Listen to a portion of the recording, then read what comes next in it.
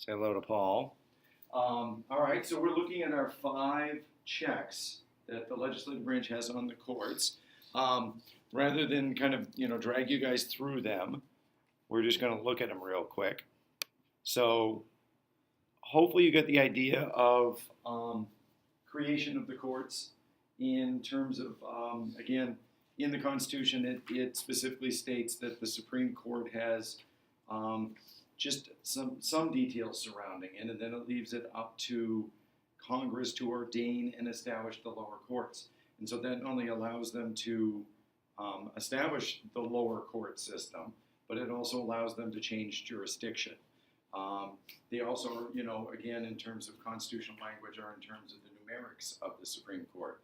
So you've seen the court packing scheme of FDR as a way to kind of influence. And then I mentioned the liberal court in California. I want to say it's the 5th or 6th district one that they threaten to redistrict when they don't like their rulings. So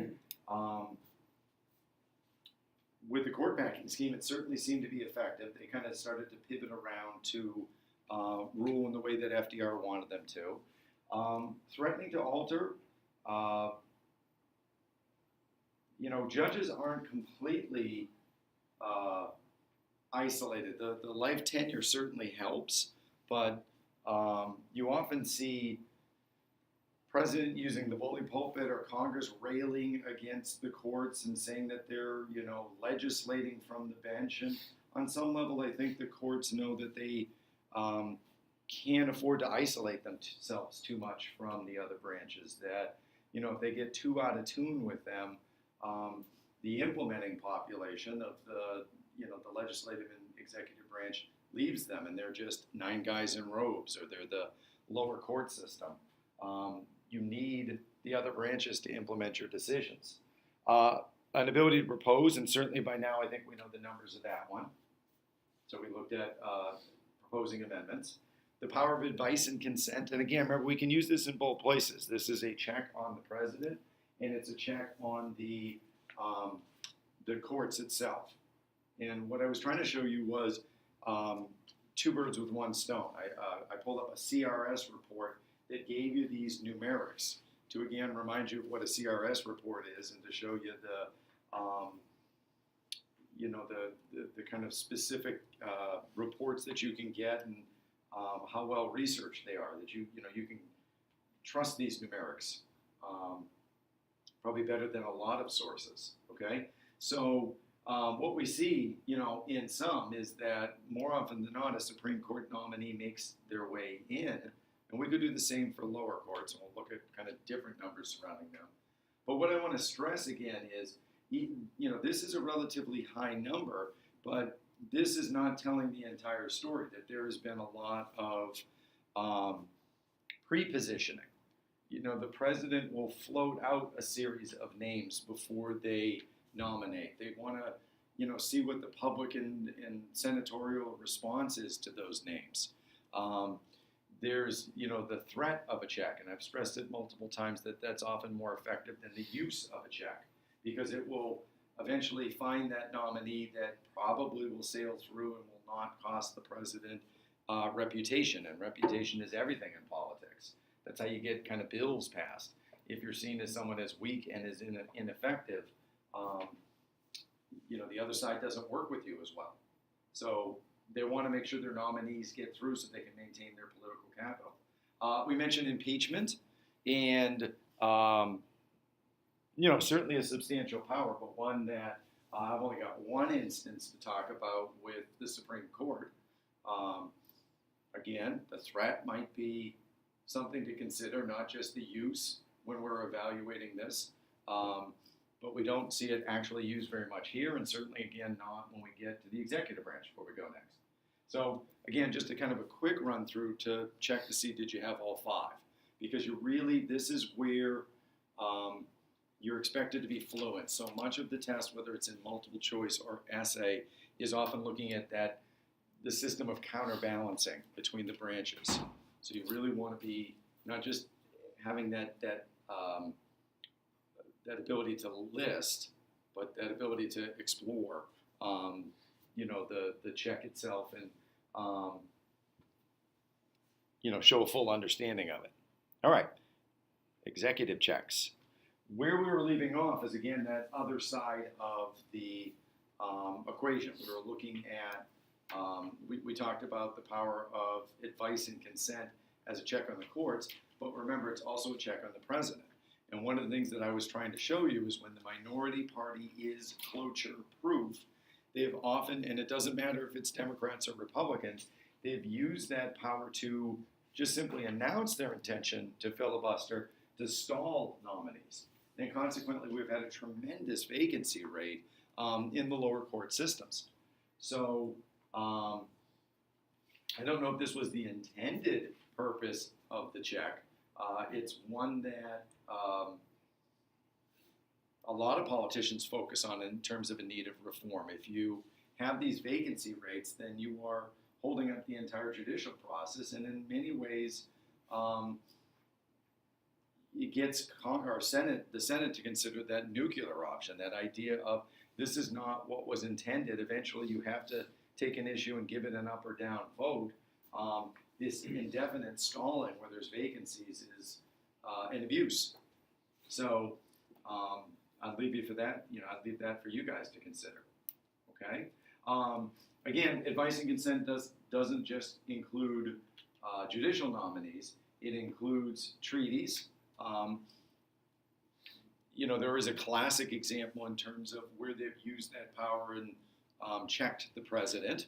What famous treaty was shot down? I'll give you the president, Woodrow Wilson. Happened in France. Famous chateau. I'm going to pan that camera around you. No, there you go, Katie. Treaty of Versailles. What was the objectionable component that they ended up shooting it down over? Do you remember? What did Wilson propose that eventually got created, but in a different name? Yeah, that was the provision that gave a lot of people like Cabot Lodge issues within it. So we do have occasions where, and a famous one there, where you can see the check being used. But again, I think as we get into the executive branch, you're going to see that singular nature of the president, allows them to become the chief diplomat. That's a title that we give them in that role. They have the policy experts. They have the ability to act more unilaterally. And there often is a deference to the president once they've constructed that treaty. And so we only have like that as its classic example. There are other places where they've, the trade treaties and things like that, where there's been resistance and negation. But when you get to something on that scale, again, there often is a deference to the president. So the other area of advice and consent is the budget. President submits. Again, singular nature of the president means that they can better coordinate an overall budget, and then they give it to the Senate to modify or approve or disapprove of.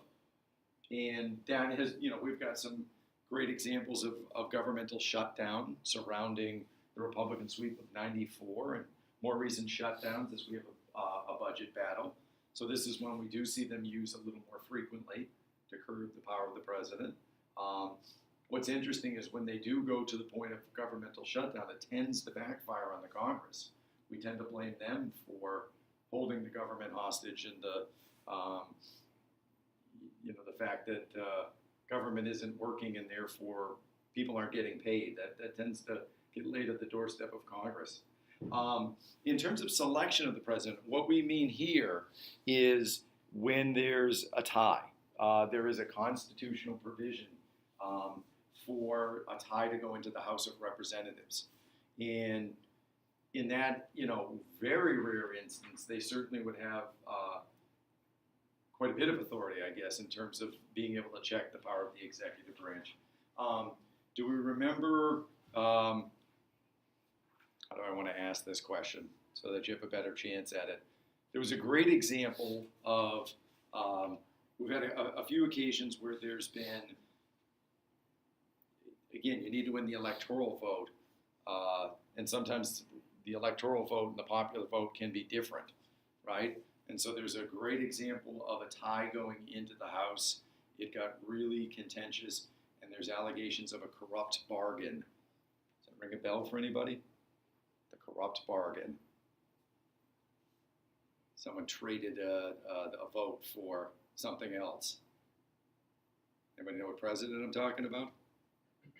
He lost. He had won the popular vote, and then I think Andrew Jackson. Andrew Jackson, right? He won the popular vote, but he lost the runoff in the House because Andrew Clay supposedly threw his vote behind who won? Famous son. Yeah, John Quincy Adams, right? John Quincy Adams wins in that famous corrupt bargain, and Clay gets his position as Secretary of State. So again, there's some classic examples of maybe that use of power, although I don't know if that's really indicative of that power.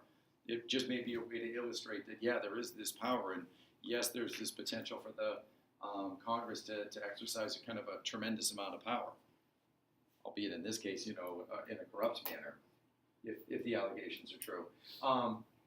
You also want to remember the 25th Amendment, because, vacancies occur. And the 25th Amendment has provisions for vacancies. So more specifically, what if there's a vacancy in the position of the vice president?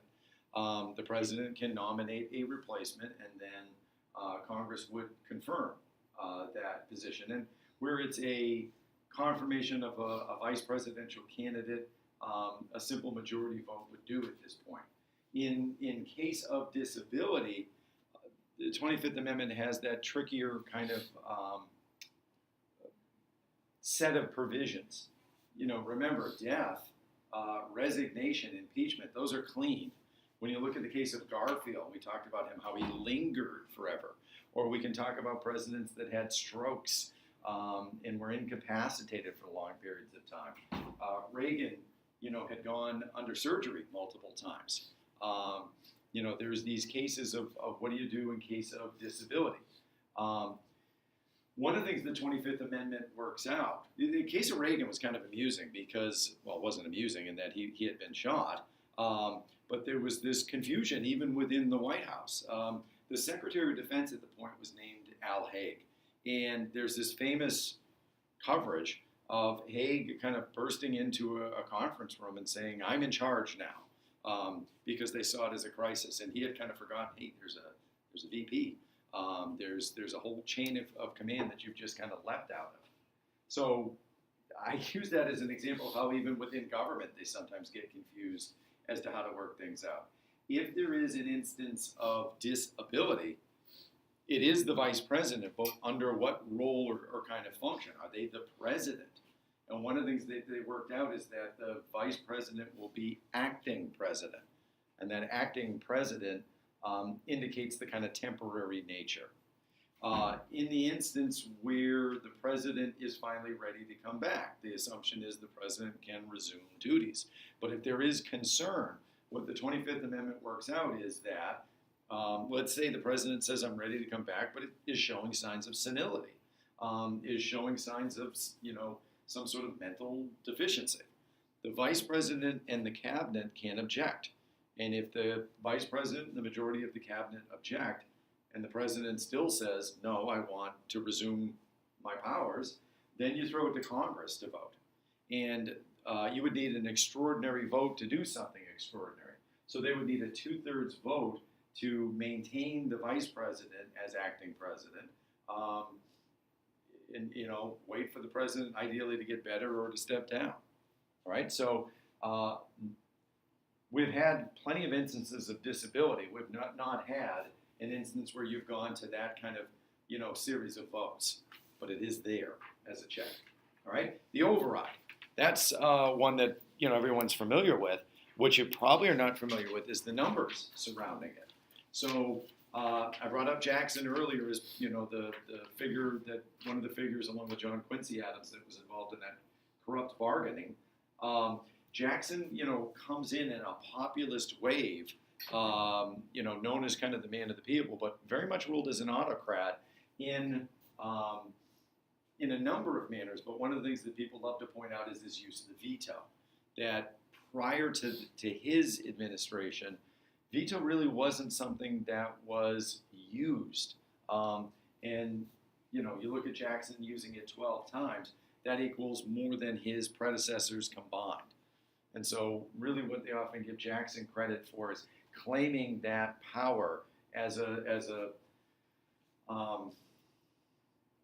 tool for the executive branch, and one that they use frequently, because you can see the numbers begin to climb since him. So it, in many ways, those numbers really make his look anemic. You know, when you look at FDR with 635 vetoes, there is some ways to explain that number, right? What are some of the ways that you kind of understand that that number may be not necessarily exaggerated, but why it's so big? He's served 4 terms. Yeah, he's in 4 terms, and these are not just normal times, right? So what else would explain the big numbers? Why would he have to kind of claim more power? What are we in the middle of? What are we in the middle of? Depression. Yeah, the Depression and World War II, right? So you can kind of understand those numbers. Again, if I were to jump out, hopefully we're still recording and Paul gets to see me loom into the camera.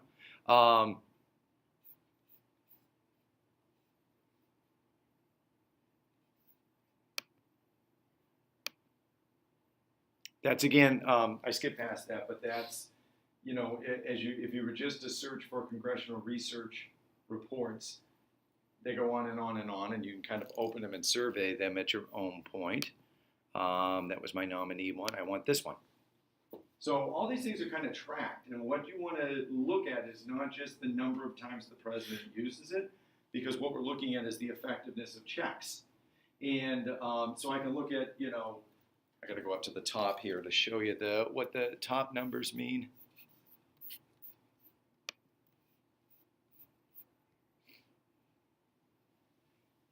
All right, so we can kind of look at the, you know, the breakdown of whether or not Congress is of the same party as the president. So that number may help you understand, you know, if there's a decisive kind of, you know, balance where, yeah, the House and the Senate are of the same party as Washington, it might explain that 100% success rate when vetoes go through. But if you just kind of keep an eye on the numbers there, they're 100%. Here's, you know, an 83%, John Tyler, poor John Tyler. 44% with Franklin Pierce. We hate Andrew Johnson, right? Did you have him as Mr. DeFranco's like worst president ever in the presidential kind of, you know, runoffs? I mean, there are notable ones that did not do well, but mostly what are you seeing? 90% to 100%, right? Vetoes are rarely overridden, and we can, of course, again cross-reference it with who's in the majority party. But if I took all those numbers and kind of summarized it, what you'd see is that there's been challenges 313 times, 106 overrides. That's a 4% success rate. So again, it seems to negate this as a power, but I'm going to remind you one more time. Do you think the threat of a veto has impact? Again, often the threat of a check is more effective than the use of a check, because what will it get the president to do? Probably reshape, you know, president might say, I'm going to veto this. Congress would then probably rework the legislation. Congress might also threaten to override if the president doesn't go along with certain things. There's jockeying that goes on before legislation is crafted, drafted, ratified, and sent to the president's desk. And it works in both directions. Presidents can rumble and threaten vetoes, and that influences Congress. Congress can indicate that, you know, this needs signature or else. And again, representatives from both parties would meet and they would kind of work out some compromises.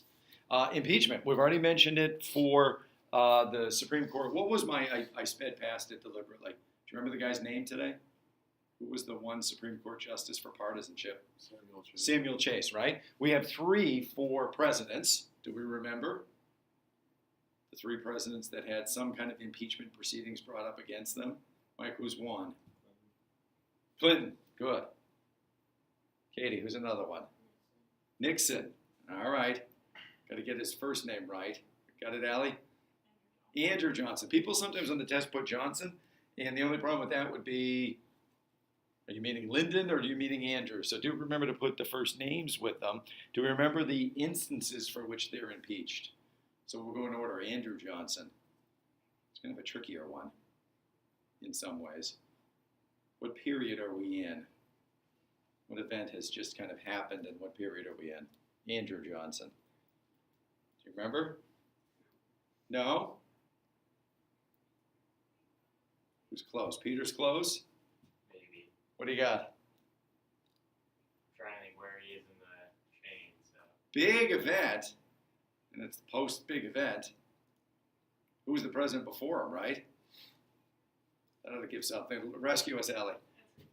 It's Reconstruction. It follows the Civil War, right? So that gives you some kind of context. Anybody remember what he's impeached for? Yeah, so essentially we're battling over Reconstruction and appointees that favor Reconstruction or don't. And, you know, the power of appointment is one that belongs to the executive, but there's a challenge to it based on partisanship, based on the idea that you're appointing, you know, this is all clouded with, you know, again, people that are staunchly in favor of Reconstruction or not. So that one largely appears partisan. Nixon, that one's an easy one. What's your quick, you know, one-word answer for why he's being impeached? What scandal? Watergate. Yeah, there you go, Watergate. All right. What really, though, is his crime in Watergate? What is he really being charged with? You're maybe thinking having an affair? Is that what you said? Because that goes with Clinton. That's the one that gets a little mixed up, too. We have to clarify that one. there's just a bunch of like missing recordings and stuff of his like the meeting that he was in. Good. So it's having to do with cover-up, really. So Watergate was a what? What happened in Watergate? We're in the middle of Nixon's re-election campaign, which he wins by a landslide in his second term. By the way, there's this tragedy in that none of this had to really happen in terms of his re-election campaign. So go ahead.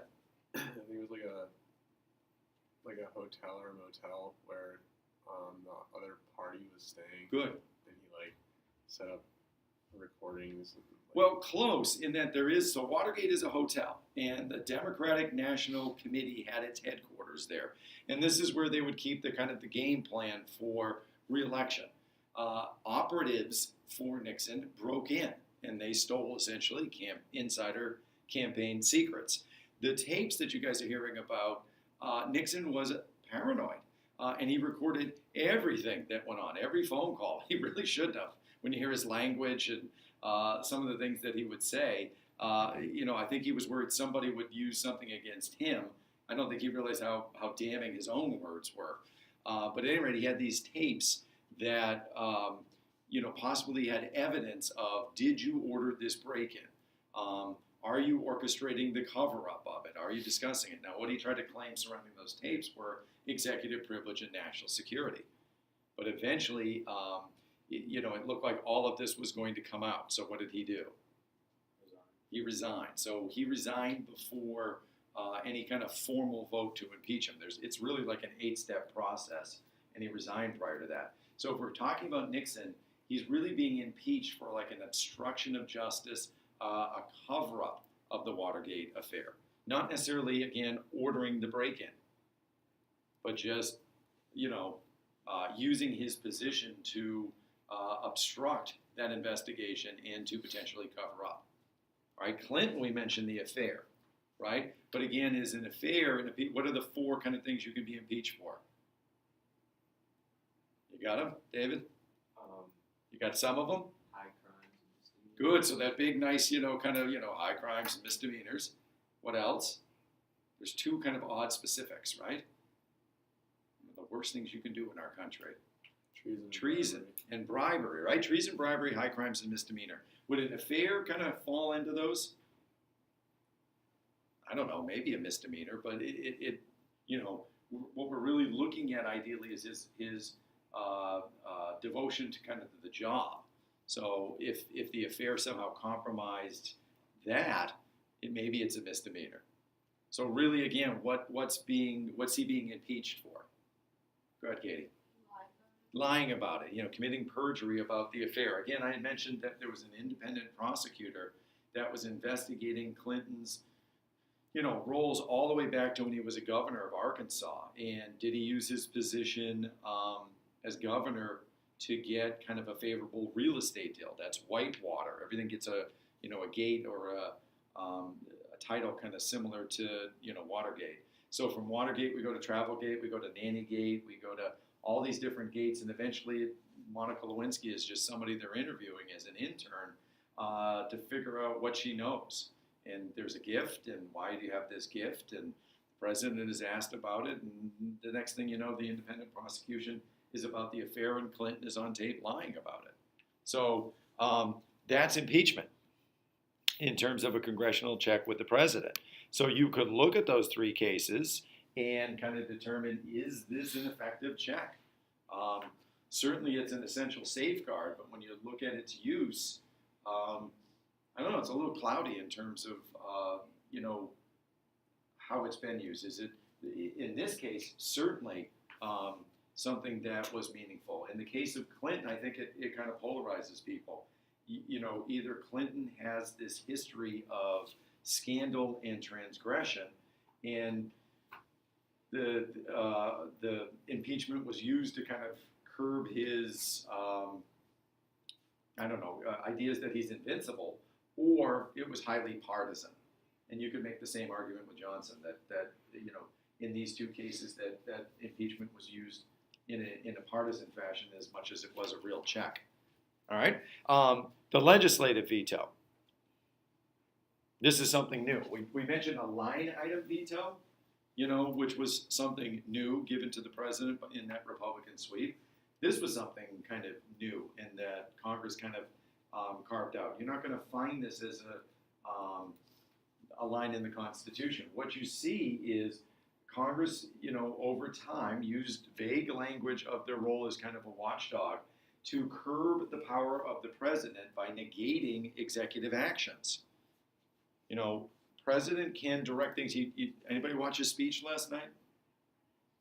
All right, so he went on and he talked about, the attacks in Santa Barbara and how, there's an evolving nature to kind of the threat that we're facing, and began to talk about some of the steps and things that he wanted Congress to do. He talked about what we're currently doing and some things he wants Congress to do. One of the things, again, he was talking about, and you heard it on the NPR clip, was this idea of, I can use the bully pulpit, but executive orders only allow me to direct my departments and agencies. So I can direct them to do more strenuous screenings and background checks with regards to gun control. I can't pass an assault weapons ban. I can urge you guys to do it, but I have to work with the existing legislation, and what we can do is just try to more rigorously enforce the existing laws. All right? So kind of keep that as a backdrop. The president in some ways can kind of claim some powers with executive orders, but it just deals with the executive branch. Well, what if we don't like those executive orders? What Congress has done over time is pass laws that strike down something that a department, an agency, some sort of entity within the executive branch is doing. And it's just them using their power of law. Well, the case or the practice got challenged in this very confusing case called the INS, the Immigration and Naturalization Service, versus Chadha. Jagdish Chadha is a student that's in the United States on a visa. What makes this kind of confusing is he's got, multiple ways to define his citizenship. He's from Kenya, born to Indian parents with a British passport. So, his nationality and his, credentialing is something that's a little confusing and becomes an issue once his visa expires. Essentially, and I have to look into this more. I'm not sure why the Attorney General took such a special interest in this, and why what the politics are behind it. But for our purposes, what we need to know is the INS is an executive agency, and they are beginning to do deportation proceedings.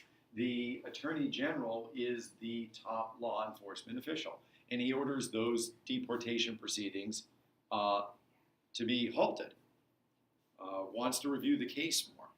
So this is an instance of an executive branch member kind of, checking other actions within the executive branch. Well, what Congress does is kind of wades in and says, no, we direct the INS to continue these deportation proceedings. And because there's a conflict between the two branches, it forces the Supreme Court to wade in and essentially say that the legislative branch has overstepped its bounds. That, the executive heads of the executive department get to kind of direct the executive branch. And there is no constitutional right of the legislative branch to come in and countermand that. That legislative vetoes equal a violation of the separation of powers. Now, what's interesting is the rule about something being unconstitutional is it's only unconstitutional if two branches object. Even though we have this ruling, you're going to see routinely the legislative branch will often try it out again, and there will not be an executive challenge that rises to the Supreme Court, and therefore it's allowed to stand. So just because something seems to be unconstitutional doesn't mean it is. You need a challenge, and you need the court to affirm it. All right? One other kind of outside the typical list, that was added through practice, was added through legislation is the War Powers Act. So, what war are we around with the War Powers Act? You guys, I assume, have signed this. What are we studying? What controversial war leads Congress to try to rein in the power of the president with regards to the ability to wage war? Katie? Yeah, it's Vietnam, right? Again, Watergate, Vietnam, a lot of, disenchantment during that time period. So, because that war started as a police action, because it became one that we became increasingly kind of mired in, we seemed to be able to not be able to extract ourselves. People were frustrated with the outcome. There is a move to try to restrict the president's ability to wage war. Again, Congress declares, but the president wages. And the president can often do that unilaterally. The nature of conflict demands it. It demands speed, it demands efficiency, it often demands secrecy. And so Congress typically allows it, but they saw this as an abuse, and so they try to put basically 3 restrictions on the president. The first one would be, we want notification. If you send troops, bless you, if you send troops somewhere covertly, we want notification. Now, what I want you to see, though, is the loophole. Because they want notification, and they want it in a timely manner, 48 hours, but there's a comma, and this is like a with all deliberate speed line, when possible. What can the president simply say? He can say not possible, but why? What would they claim? Why can't I inform Congress? What would be the president's rationale there? Yeah, we're going to put troops in harm's way. If I broadcast this out to 535 members about where SEAL Team 6 is going to take out Osama bin Laden, you put the whole operation and those members at risk. So that's maybe an obvious instance where you wouldn't report, but you could use a similar kind of line of logic for a longer kind of engagement or encounter. That it's not possible that we're going to threaten the safety of troops and national security in the process. So that one you can kind of work around. The president, when they send troops, is put on a timetable according to the War Powers Act as well, that the president can only deploy troops for 60 days without congressional approval. And if congressional approval does not come, they have to begin to withdraw, and they have a 30-day timetable for that. My quick trapdoor for that is, change the definition of the encounter or move the troops. And then finally, there is this provision to have Congress call them back at any time, but you could argue that's a legislative veto. Remind me, we're on the War Powers Act, because I really haven't wrapped that up. Paul, I hope you enjoyed your Monday morning kind of, torture fest when we go away.